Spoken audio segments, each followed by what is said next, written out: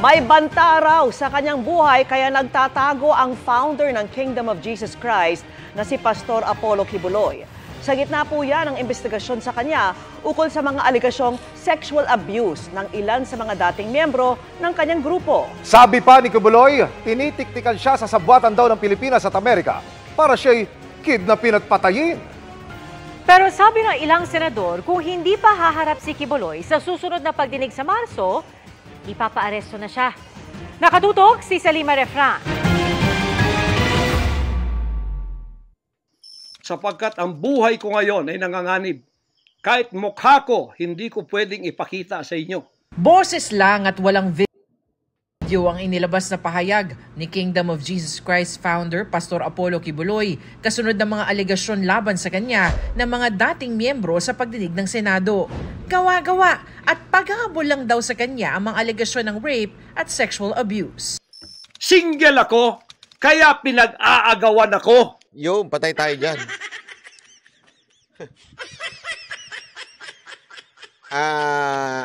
Sa akin kasi dito sa part na to, medyo irrelevant. Whether single or not single, you can commit that mistake. Okay? So, to give that kind of reason for me is a little bit medyo mababaw. Honestly, nabababawan ako sa part na yun. Na single siya, pinag-aagawan siya, diba? Tuloy natin. Pagkatapos na ako'y maghihindi, mapapahiya, ibabaligtad nila sa akin. Pinagagawan nila ako. Dahil nananawagan sa mga magulang, mayaman na tayo pag nangyari ito. Napahiya, ngayon binayaran, at ngayon binabaligtad ang lahat ng istorya. Yan. Una doon, yun ang reason niya. Ngayon, kasi hindi natin pwedeng sabihin na, totoo naman yan. Snow Summer Sister, salamat po. Hindi natin pwedeng sabihin yun. Remember, the burden of proof must come from the accuser. Tama, mali. Sino ba nag-akusa? Yung mga naandun sa Senado. So, for me lang sa akin lang, medyo mababaw yung dahilan niya, pero I still consider Kibuloy as innocent. Kasi remember, sa ating batas, doon lang tayo sa tama. Diba? Until proven guilty, the person is innocent. Ang problema ko, hindi gano'n na lumalabas ngayon. Ang lumalabas ngayon, pag ikaw ay siniraan na sa Senado, you're guilty. Ang problema, ang Senado, hindi ho yun hindi ho yun korte. Diba ho? So yun ang problema. Innocent most wanted nga sa USA. Ito namang isa. Sa USA, di lumipat ka sa USA. Saan bang bansa ho tayo? Doon ka na lang. Kung taga doon ka bahala ka sa buhay mo. Hindi kasi common sense. Kung talagang sinasabi mo most wanted siya sa Amerika, di sana nagpadala ng extradition itong Amerika sa Pilipinas. Wanted na siya sa amin, guilty na siya sa amin. O di kunin nyo na, dalhin nyo na dito yan. Di sana ganun, tama mali. Bakit hindi nila magawa-gawa yun? Bakit delay ng delay? Yung sinasabi nga ni Kibuloy, delay ng delay. Wait mo. Wait ko talaga. Kaya nga sabi ko sa'yo, kung may utak ka, innocent until proven na guilty, innocent pa siya as of now. Yes, I will wait. That's what we're doing right now. Di ba? Ayan ang problema sa'yo Huwag kang excited. Hindi, ikaw ang excited. Kami nag-iintay. Nag-aantay lang kami. Ang problema sa'yo, judgmental ka. Di ba? Wala pa nga, inakusahan mo na. Ginudge mo na, wala pa nga. Kaya nga sabi ko nga sa inyo innocent until proven na guilty siya. Paano kung dumating yung panahon na guilty siya? Di guilty siya. Parusahan siya. Tama, mali. Kung guilty siya, parusahan siya. Problema, wait lang. May trial pa Huwag niyong kakalimutan, everyone deserve a due process. So, kailangan ng due process. Pag tinanggalan mo ang tao ng due process, aba, wala na. Kaya nga paparusahan. Ano ho ba ang paparusahan? Future o present? Paparusahan. Huwag mong i-depend, hindi ko dinipend. Hindi lang akong tangan tulad mo. Tanga ka kasi. Yan ang totoo. Sarado na isip mo. Tandaan mo ha, hindi ko kursunada to si Kibuloy. Tandaan mo ilang beses kong binanatan to si Kibuloy. Kaya lang, doon tayo sa tama. Doon tayo sa tama. Di ba? Huwag tayong paligoy-ligoy. Matagal ko na sinabi, bula ang propeta to. O, kaya mo sabihin yun? Totoo naman eh. Sabihin niya appointed son of God siya. Bula ang propeta siya. But it doesn't mean rapist na kagad siya. Magkaiba yun eh. Tandaan ninyo, magkaiba yun. Ibang issue yun. Bakit ko nasabing bula ang propeta siya? Kasi sinabi niyang appointed son of God siya. Walang ganun. Ngayon, ang issue, yung sinasabing siya po ay nanggahasa ng muli siya, wait, until proven guilty, that person is still innocent. Hindi po kasi kami, tandaan ninyo, ang banateros ibahin ninyo. Di ba? Ang banateros ibahin ninyo. Hindi ko kami katulad nila Maharlika, nila Budulipunan. Hindi po kami yan. Iba kami. Kami, facts lang. Doon lang tayo sa facts. The fact itself right now, okay, is simple as guilty pag napatunayan na. Pero habang hindi pa napapatunayan, inosente ang tao. Tama, mali. Saan ko natin nakuha yun? Sa batas. Hindi ko natin nakuha yung kay Banatbay. Nakuha natin yan sa batas. Until proven guilty, he is innocent.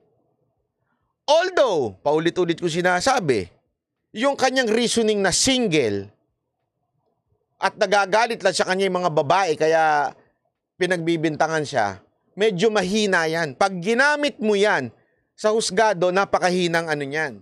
Napakahinang alibay yan. Tama, mali. Oh.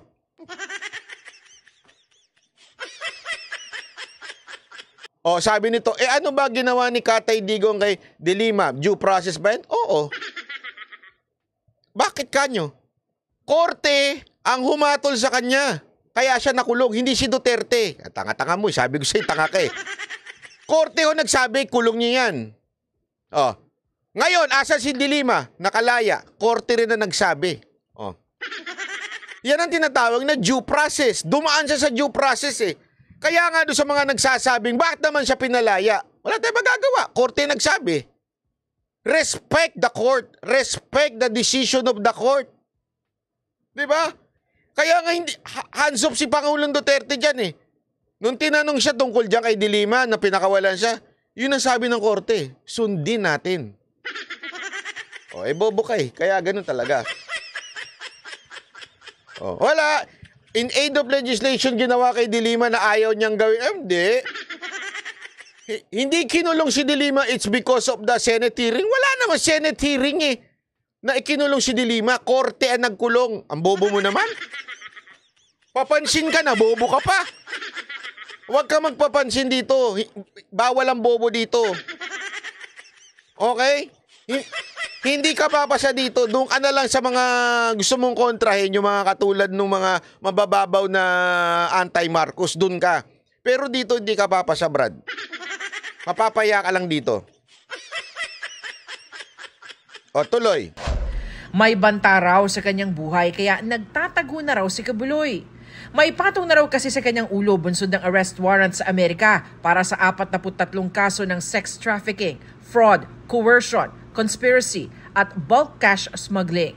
Kaya kahit raw nasa Pilipinas, sinesurveillance na raw siya umano ng FBI at CIA ng Amerika.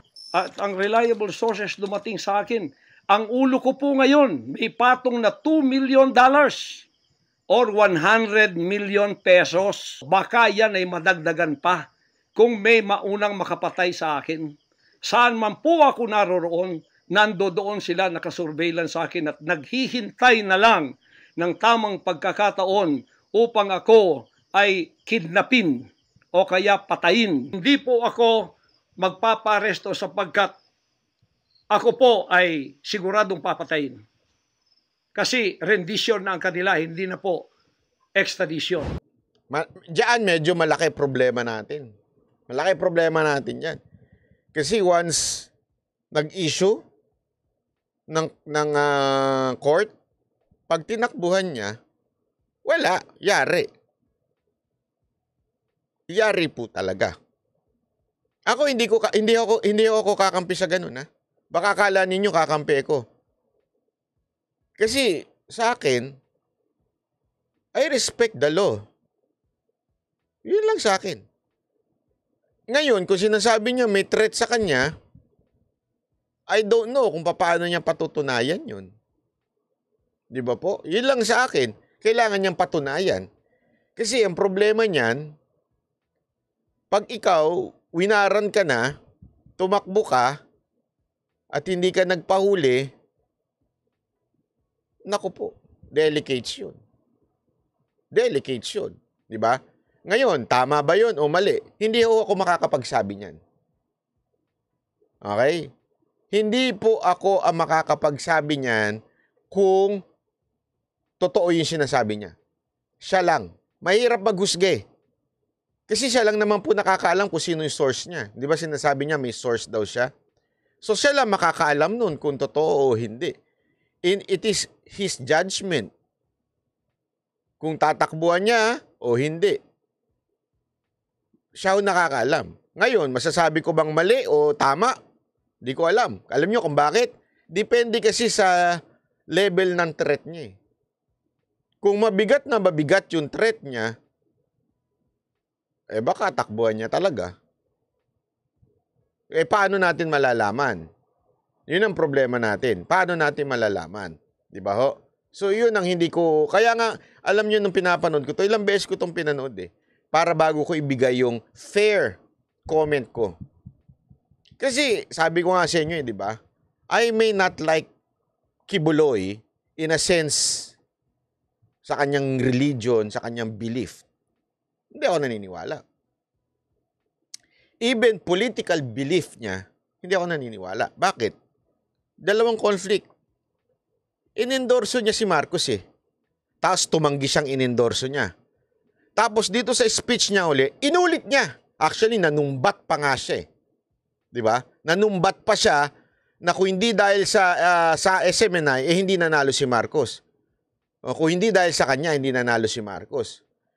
Kaya lang, naalala ko talaga, dati, dininay niya na in-endorse niya si Marcos. Even if in-endorse niya si Marcos, dininay niya, nung pumalpak na si Marcos, dininay niya na in-endorse niya. Ngayon, sinusumbat niya na kaya nanalo si Marcos dahil sa kanya. Ano ba talaga? Doon ako medyo naguluhan. Sa paiba-iba niyang sinasabi. Kaya medyo ako, nung pinapanood ko to, sabi ko, ang hirap nitong tansyahin. Kasi totoo naman Tama ba ako? Di ba nung una in-endorse niya, pinag-pray pa nga, tinaas pa nga niya kamay Nung una yon. Tapos nung pangalawa, nung tinatanong na siya, dahil nagsisisi na tao, biglang dininay niya. Tapos nung pagka-dininay niya, ngayon naman sinusumbatan niya. Ba't ganyan ang tingin mo? Tama, mali. Di ba? So, pabago-bago siya. Ang problema ganito. Hindi rin po ako sa relihiyon ni Eli Soriano. Pero naalala ko, laging nasusuplak to ni Eli Soriano kasi paiba-iba ang sinasabi ni Kibuloy. Nagigets ninyo? Noong panahon ni Eli Soriano, nabuhay pa siya, hindi man ako nasa kanyang relihiyon, lagi kong pinapanood yung debate. Yung itanong mo, okay, Soriano! Galit ng galit, di ba ganun si Soriano? Patutunayan ko! Ganun yun ang problema, ang galing niyang pinapakita niya yung mga dating sinabi ni Soriano at saka yung dating sinabi ni Kibuloy at yung bagong sinabi ni Kibuloy. Ganun magkaiba. Di, totoo. So, bakit ko pinasok yun? Kasi noon, talagang taga-subaybay ako noon, dalawa na yun. Lahat ng awayan nila, sinubaybayan ko. Doon pa lang, pabago-bago na si Kibuloy.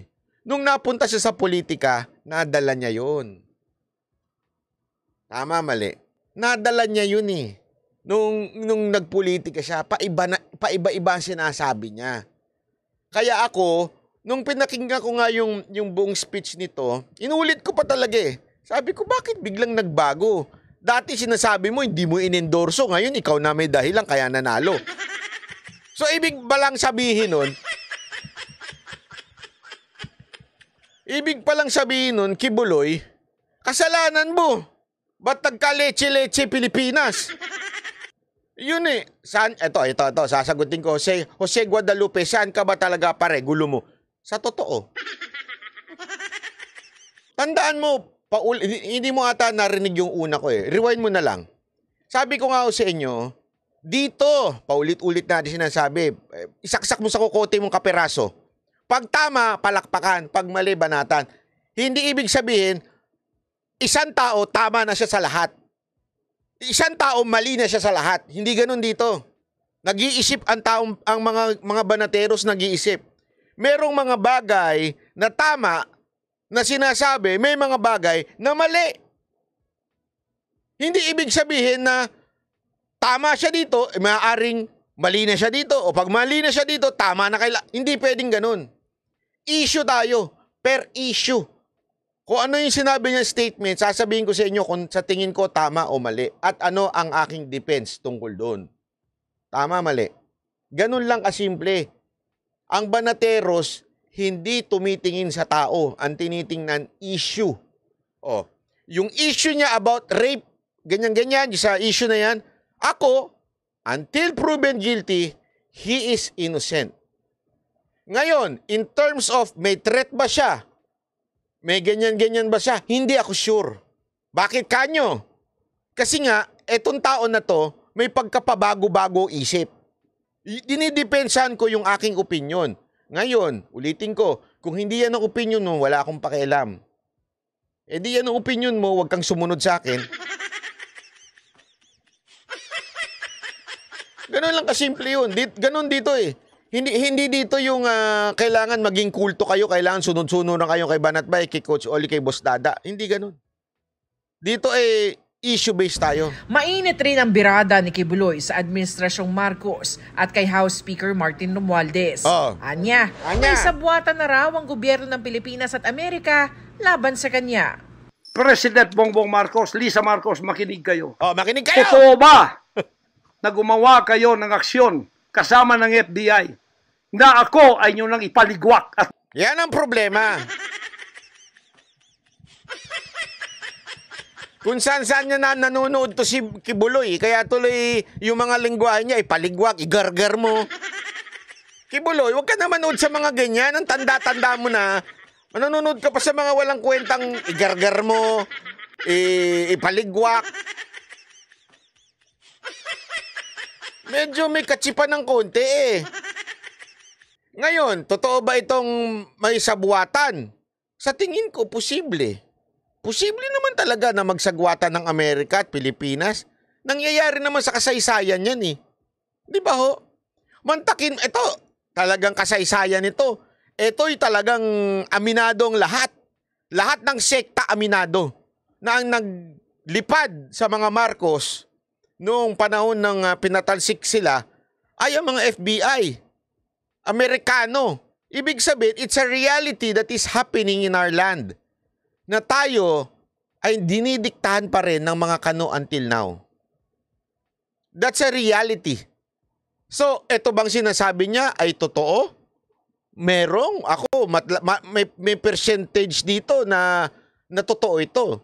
Okay? Kaya lang, sana magbigay siya ng a little bit of evidence. Ako naniniwala kasi ako eh. Naniniwala ako na ang Amerikano talaga pakialamero eh. Totoo naman yan. Kahit manood kayo ng mga documentary, kahit yung mga ginerger dyan na mga sa ibang bansa, sa Middle East, Amerikano eh. ang nakikialam eh. Ibig sabihin, talagang totoo ang eroplano, nakikialam yan. Okay? Totoo yan. Ngayon, kung nakipag-usap ba ang pamilya Marcos, si Marcos at si FL sa Amerikano, dapat sagutin ito ni Marcos. Hindi siya dapat tumahimik dito. Dapat sumagot siya. Hindi pa pwedeng tatahimik lang kayo, Mr. President. Sagutin nyo itong akusasyon. Matinding akusasyon to eh. Kasi you are allowing the FBI alam mo yun, para makialam sa ating justice system. Abay, dapat nyo hong sagutin. Di ba? Dapat nyo pong sagutin. Pero at the same time, ikaw naman, Kibuloy, magpresenta ka rin naman ng ebidensya kahit papaano.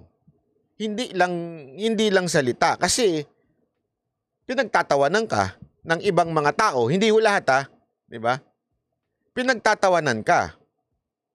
Kaya nga po, maganda, magpresenta ka ng a little bit, alam mo yun, konting ebidensya. Tapos, doon mo ibase. Ito kasi yung narinig ko, ganito, ganito. Ito mismo ang sinabi ni ganyan. Dapat detalyado. Kasi, siyempre, I understand, hindi mo pwedeng sabihin kung sino yung source mo. Pero pagka detalyado, depende kasi yan. Pag na-detail mo yung detalyado yung pagkasabi mo, malalaman kung ikaw ay nagsisinungaling o hindi. Di ba? Medal, yun, medal.